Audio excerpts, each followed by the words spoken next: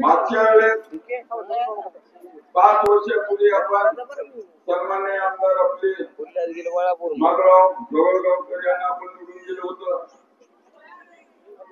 5 वर्ष त्यांनी काय केलं काय केलं नाही माझ्यापेक्षा आपल्याला सर्वांना या ठिकाणी माहिती आहे.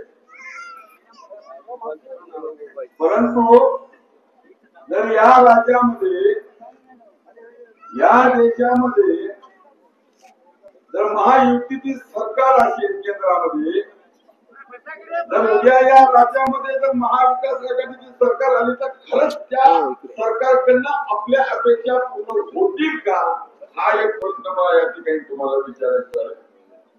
मग सरकार केंद्रामध्ये महायुतीची, जर राज्यात जर महायुतीचं एकनाथभाई शिंदे यांच्या नेतृत्वाखाली पुन्हा जर सरकार या ठिकाणी निर्माण होत असेल, तर या महाराष्ट्रातला जनता, महाराष्ट्रातला मतदार बांधव आणि भगिनी भर भरून त्यांच्या पाठीमागे मत घेऊन उभे टाकत असतील आणि पुन्हा एकदा एकनाथभाई राज्याचे मुख्यमंत्री होत असतील आणि या सरकारमध्ये हदगावचा प्रतिनिधी आपला नसेल तर खऱ्या अर्थानं मला सांगा नुकसान द्यायचं होणार आहे की आपलं? कोणाचं नुकसान होणार आहे? दोन्ही तालुक्याचं नुकसान होणार. याच्यामध्ये कार्यकर्त्याचं नुकसान होणार, याच्यामध्ये कुठल्याही कार्यकर्त्याचं कुठलं काम होणार नाही. एवढंच नाही, पक्षाचं नुकसान होणार आहे. पक्षाचा कार्यकर्ता तुमच्या पक्षात टिकणार नाही. एवढंच नाही, व्यापाऱ्याचं होणार आहे, मजुराचं होणार आहे, शेतकऱ्याचं होणार आहे. मोठ्या प्रमाणात आपल्या या भागामध्ये कुठल्याही आपत्तीमध्ये कुठलीही मदत तुम्हाला तो सरकारकडून होणार नाही. त्याचे कारण हे पुन्हा आपल्याला भेडसावणार लक्षात ठेवा. म्हणून महाराष्ट्रात सरकार येते. महाराष्ट्रामध्ये आज जर बघितलं आपण यांचीच पोल सांगते की महाराष्ट्रामध्ये महायुतीचं सरकार 162 जागा जिंकून महाराष्ट्रामध्ये सरकार आहे. मग त्या एवढं सर्व आम्हाला कळत असताना पुन्हा आपण जर तुम्हाला हे पाठवलं तिकडे काय आपल्याला काही मिळणार पुढे 5 वर्ष या पठ्याला पूर्ण किंवा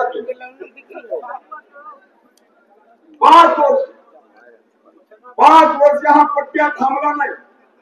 कधी तामसं किंवा उमरी असेल किंवा पाथर असेल, हे कुठलं गवतवाडी वालावाडी नाव असेल, काही असतील जे काय गाव असतील, या गावातल्या शेतकऱ्याचे काय हाल आहे, खरंच लोकांना घरकुल मिळत आहेत का, खरंच सामान्याला राशन कार्ड मिळते का, राशनचा माल कुठल्या गावामध्ये गोरगरिबापर्यंत जातोय का, शेतकऱ्यावर आलेली आपत्ती त्याला कुठेतरी त्याला मदत शेतकऱ्याकडून मिळते का, शेतकऱ्याच्या वीज पंपाला वीज आहे का, आमचा टिपू सराला की मरला हे याला माहित आहे का? या पट्ट्याला काहीही माहित नाही. सुधारले कसं बघा, कसं सुधारलंय? त्याला पावडर लागते, गळ लागते, ठीक बघतो एखादा पट्टा ठीक याला काय करायचं? या आता मला बघा मी असा काळा मिळा 15 मला जर तुम्ही पावडर लावलं, फेरायला लावली तुम्ही भूतासारखा दिसेल की नाही? याच्या गाडीमध्ये फेरायला लावली पावडर, गाडीतून उतरायच्या पहिले दोघांमध्ये काय धंदा लावला तुला दाखवायचं, तुला पाहायला यायला आहे का काही अशी परिस्थिती आहे? अशी काही नाही. म्हणून तुम्हाला आम्हाला या ठिकाणी विचार करावा. आज माधवराव पाटील हा खाणार कोणी नाही, मी ते बोललो तर त्याचा उलट इतकं काढलं तितकं वंशाचा दिवा करणार. हो आज एक बोलतो तुला मी काय ते का नागेश पाटील हो का? बोलायचं बोलायचं आता ह्याच नागेश पाटलांना कळमनुरीमध्ये जाऊन संतोष मांगरला मतदान करा म्हणून सांगायचं.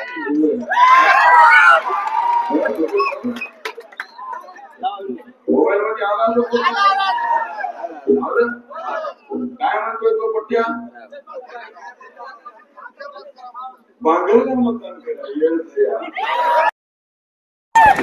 पूर्ण कारभार केलं आपणच केलं आणि पुन्हा अजून व्हिडिओ काढतो की मी असं म्हणलोच नाही म्हणलं की नाही हे पॉलिसी आपल्याला या ठिकाणी पाहायला लागेल. काल परवा ते संजय राऊत उद्धव ठाकरे यांचा दलाल तो कुठेतरी नांदेडला आला होता तिथं आमच्या जागेत पत्र पोलिसांना आलो मला ओळखीत नाही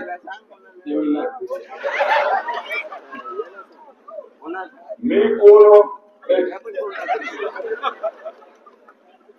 200 पाच कोणते आहे आणि मेंबर ऑफ पार्लमेंट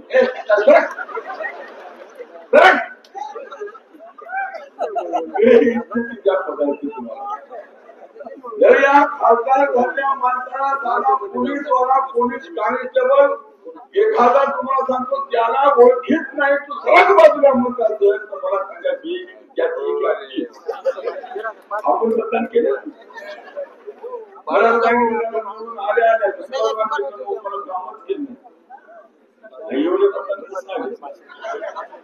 म्हशीकडे कोणी ठेवीत नव्हतं घेतल्या होत्या 10-5 वर्षी लागल्या येऊन रोज मला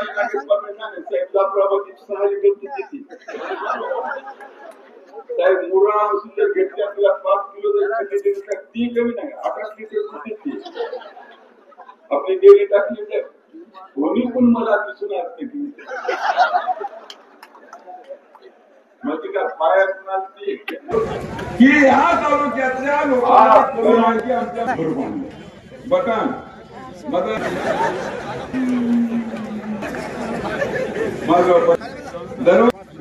दरवाजा काढ आहे माधवराव पाटील मधा खोट परिस्थिती आहे. काही काही लोकांचे नळ असतात आणि काही भागामध्ये सोन्याचे नळ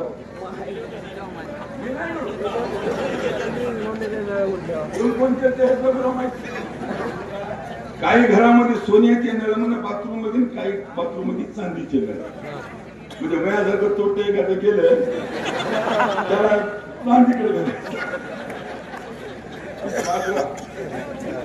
चायचा आलं की सोने नवीन नळाची छुट्टी तुटून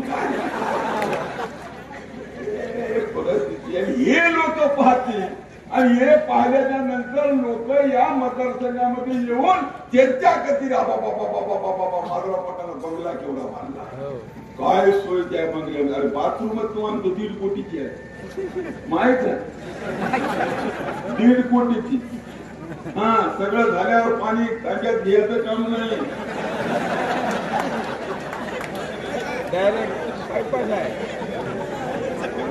हात लावायचा नाही बटन दाबलं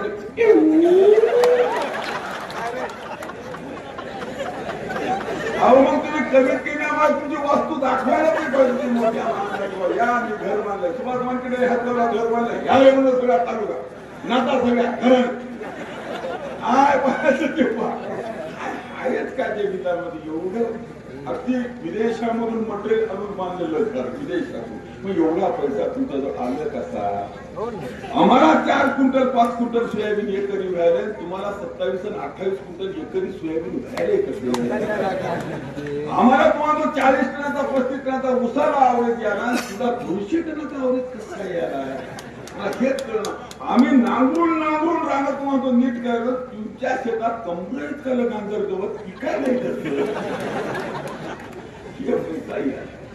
याचा विचार तुम्हाला मला करायचा म्हणून हे कुठं तरी थांबलं पाहिजे मटका चालू आहे जुगार चालू आहे कलप काकपाशी ये काय आपल्या खासदाराला काही घोरत नाही विचारलं त्याला निवडून दिलं होतं आम्ही 5 वर्ष आमदार त्याला घ्या लई पाप केलीत मी का कमी पाप केले होते काय तुम्हाला खूप पाप केले आमदार केले ना कधी पकडला आम्ही बरोबर आहे आता आम्हाला वाटलं काहीतरी विचार तुम्हाला सांगतो करीत तर लक्षात ठेवा काहीही काम केलं नाही 5 वर्ष त्या मुंबईमध्ये काकपाशा काय करता कोणाला साहेब कुठे तुम्ही अरे अर्जंट मीटिंग आहे तर मुख्यमंत्र्यांना लावली काय संबंधित तुझ्या मीटिंगचा पैसे टाकी एकटा अख्खा पूर्ण 5 वर्ष या माणसाने खेळण्यात घातले आणि अख्खे 10 वर्षे तुम्हाला तो माधवराव पाटलानं पिण्यात ढोलक वाजवण्यात आणि माया जमण्यात तुम्हाला सांगतो या ठिकाणी घातले याला तुम्ही माफ करणार आहात का आपण मला तुम्हाला या ठिकाणी पुन्हा आजच्या लोकांना तुम्ही निवडून देणार आहात का या माणसाला तुम्ही मतदान करणार आहात का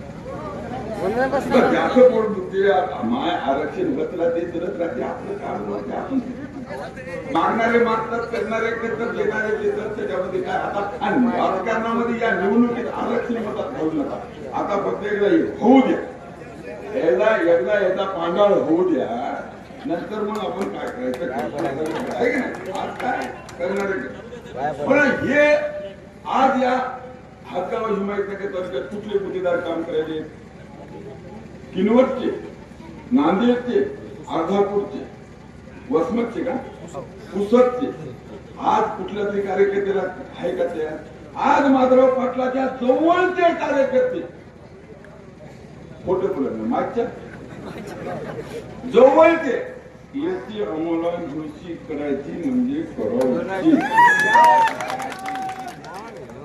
कोणीकडे फिरायले कौशल्य भेटले तुम्हाला काल विजयराव कौशल्यराव कुठे विजयराव कौशल्य कुठे निघाले इतके दिवस हरपले होते म्हणून आता कोणी आले आता कसं काय तुम्ही माधवरावला कौशल्य जाऊ द्या ना साहेब काय झालं राहतो सांगा माझं युती प्रत्येक कार्यकर्ता प्रत्येक कार्यकर्ता याच्या तोंडातून एकच शब्द हिदायत बाग आमची इथं तयारच होतं बहुत खतरनाक है जी बोले ऐसा आदमी देखा नहीं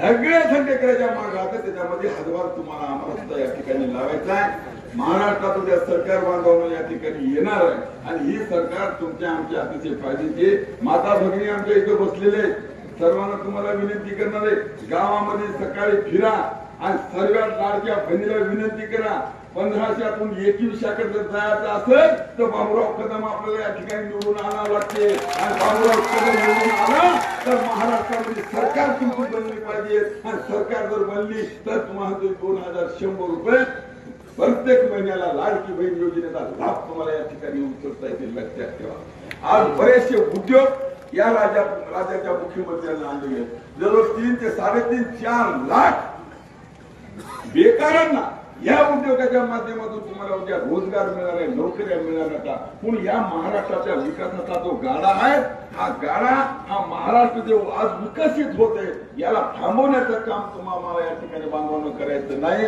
म्हणून पुन्हा एकदा तुम्हाला सर्वांना विनंती करतो की उद्या 20 तारखेला बाबूराव कदम हे सर्वसामान्य कुटुंबातला माझा कार्यकर्ता आहे आता तुमच्या माहितीसाठी सांगतो हे सांगतो मी फॉर्म टाकलाय होता मी भरलाय होता फॉर्म एवढं माझं खुश झालं एवढं खुश झालं 3-4 दिवस 2 फॉर्म पडतील एवढं खुश झालं का तर वानकडे साहेबाला फॉर्म आहे आता काय घोर नाही कसे 30-40 हजार खाते मग आपण ते मधातून निघतो दसरा 4 तारखे होती दरना 4 तारखे 4 तारखेला तर काल तर म्हणले बाबा ते नागेश पाटील याला पैसे घेतले म्हणले मी मागच्या वेळेस पैसे घेऊन मी काम केलं म्हणलं ते नागेश पाटील सांगायचे बाबूरावचं काम केलं म्हणजे मी लोक आनंदाची गोष्ट नसले केलं तरी तुम्ही केलं नाही रे मला तेवढं तरी पुण्यकीर लागेल मला नागेश पाटील हे पैसे घेणारा माणूस नव्हता लोकसभेच्या निवडणुकीमध्ये तुमच्या लेकरा फक्त 1 रुपये त्याच्या डोक्यावर हात ठेवून तुम्ही स्टेजवरून सांगा की वानखेडे साहेबांना तुमच्यापासून लोकसभेच्या निवडणुकीमध्ये 1 रुपया घेतला तुम्हाला सुभाष वानखेडे आमदार केलं सुभाष वानखेडेंना आमदार केला त्यानंतर सुद्धा त्या निवडणुकीत सुद्धा तुमचा 10 पैसे जर सुभाष वानखेडे घेतला तर मुसलमानाची अवलंबन नसते पैसे सुभाष वानखेडे 2 हजार आयुष्यात कधी कोणाच्या रुपया हाताने जवळचे कधी 50 एकर घातलो आणखीन 10-20 एकर घातलो तू त्याची काळजी करू. हे सवय तुम्हाला सख्या भावाला तुम्ही चांगलं समजत ना, सख्या भावाचं तुम्ही वाटोळ करता. आता दिनेश पाटलाची तुम्ही वाट लावली भले माणसं, लक्षात ठेवा. त्याला तुम्ही न्याय देऊ शकत ना तर बाकीच्या लोकांना काय न्याय देऊ शकणार हे लक्षात ठेवा. म्हणून तुम्हाला मला विचार करावा लागणार आहे. म्हणून उद्या 20 तारखेला बांधवांनो आपल्याला खूप काही या ठिकाणी आता काय सांगितलं कारण आम्ही देशमुखला मला एक मुद्दा राहिला की याला म्हणले मंत्री करतो माधवला मंत्री गुलेवार हे मंत्री म्हणा ग्रामपंचायत मध्ये तोंड उघडलं नाही यानं. आयुष्यात 10 वर्ष आमदार पट्ट्या एखादी बातमी टीव्हीवर माधवराव पाटलाची आली का आपल्या एखाद्या वर्तमानपत्रातून आलं का माधवराव पाटलाने हा प्रश्न उपस्थित केला, हदगाव हिमायतनगरला न्याय दिला, या प्रश्नावर आमचे आमदार बोलले, असा एखादा आला का कुठं टीव्हीवर रेडिओवर कुठं आली का? ही मंत्री कसं होईल? अरे ज्याला जबान उचलता येत नाही मत घेण्यासाठी जर तुम्ही याला मंत्री करता त्याचे कार्यकर्ते बॉस बॉस. शोलेमध्ये अमजद खान बॉस होत की नाही? लोहा सिनेमामध्ये तुम्हाला सांगतो अमरीश पुरी बॉस होत की नाही?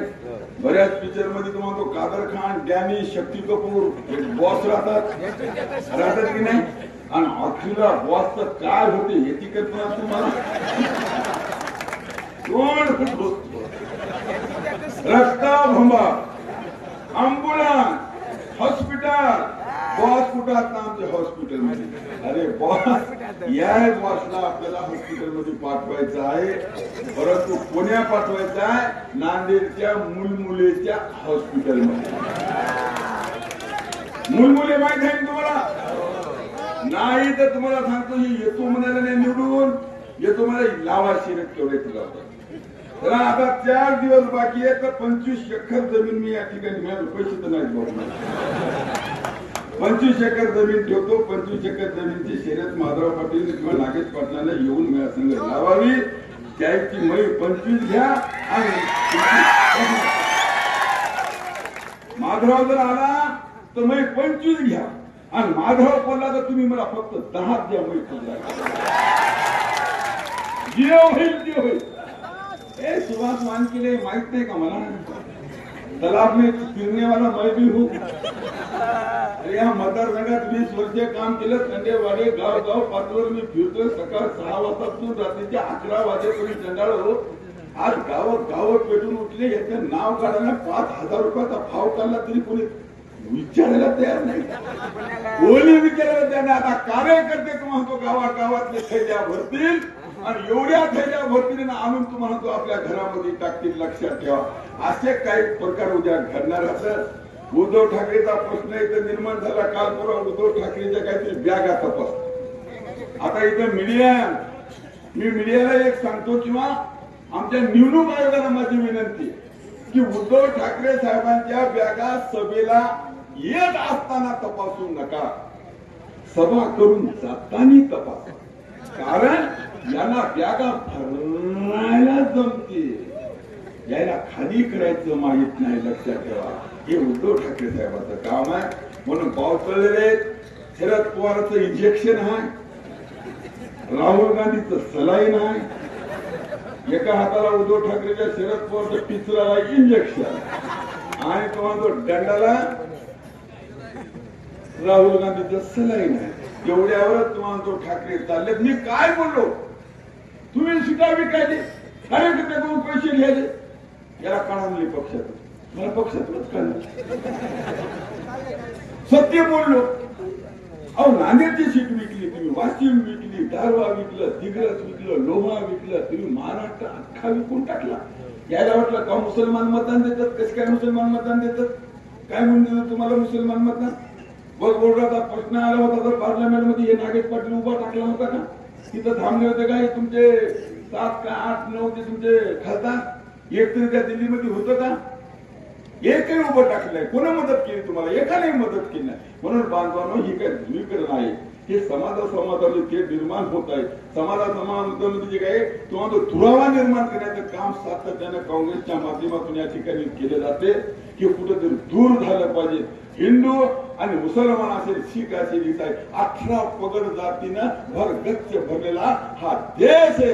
या देशाच्या स्वातंत्र्याच्या लढ्यामध्ये मुसलमान गेला, हिंदू गेला, लक्षात ठेवा, ख्रिश्चन गेला, इसाई गेला, या हर एक जातीचा हर एक तरुण तुम्हाला सांगतो या लढ्यामध्ये शहीद झाले. तेव्हा कुठेतरी हा देश तुम्हाला मिळाला आहे, लक्षात ठेवा. त्यावेळेस कोणी हिंदू म्हणलं नाही ना मुसलमान म्हणलं नाही, फक्त हिंदुस्थान म्हणलं नाही, लक्षात ठेवा. आणि आझादीचे नारे तुम्हाला त्या ठिकाणी लक्षात ठेवा दिले. हे आज जे काय ध्रुवीकरण चालू आहे हिंदू मुसलमान चुकीचं आहे. सुभाष वानखेडे 20 वर्ष येत होता तर आमच्या मधल्या एक मुस्लिमांचा बांधवाने मला सांगावं त्या केसाला कधी धक्का लागला, लक्षात ठेवा. हादगावाचे, हिमायतनगराचे कुठल्याही हिंदूनं सांगायचं की एखाद्या मुसलमानानं केसाला धक्का लावला, कुण्या मुसलमानानं सांगायचं कुण्या हिंदूने एखाद्या त्याच्या केसाला धक्का लावला. फक्त काँग्रेसचं तुम्हाला सांगतोय षडयंत्र नाही, लक्षात ठेवा. म्हणून यायच्या या कुठल्याही तुम्हाला सांगतो अफवावर बळी पडू नका, या खोट्या तुम्हाला सांगतो स्टेटमेंटवर बळी पडू नका. या आम्ही माणसं, तुम्ही माणसं, सगळे जण मिळून हादगाव जसा आझादीच्या काळामध्ये सर्व जात एकत्र येऊन देश स्वतंत्र झाला तसाच हादगाव आणि विधानसभा मतदारसंघ तुम्हाला आम्हाला सर्वांना येऊन एकत्र येऊन हा स्वातंत्र्य करणं आज काळाची गरज आहे, लक्षात ठेवा. आणि ह्या तालुक्याला या विधानसभा क्षेत्राला तुम्हाला आम्हाला न्याय देणं ही तुमची आमची जबाबदारी नाही, कर्तव्य हे, लक्षात ठेवा. हे कर्तव्य तुम्हाला पार पाडावं लागणार आहे 20 तारखेला. म्हणून सर्वांना विनंती की 20 तारखेला धनुष्यबाण या निशाणीसमोरचं बटन दाबा आणि यांना प्रचंड मतांना आपण या ठिकाणी बाबूराव कदम यांना विजय करा. या ठिकाणी सत्याचा विजय झाला पाहिजे, एवढंच फक्त चंद्रवराची बाळा, एवढीच आपल्याला हात जोडून विनंती, आपली रजा घेतो. जय हिंद, जय महाराष्ट्र.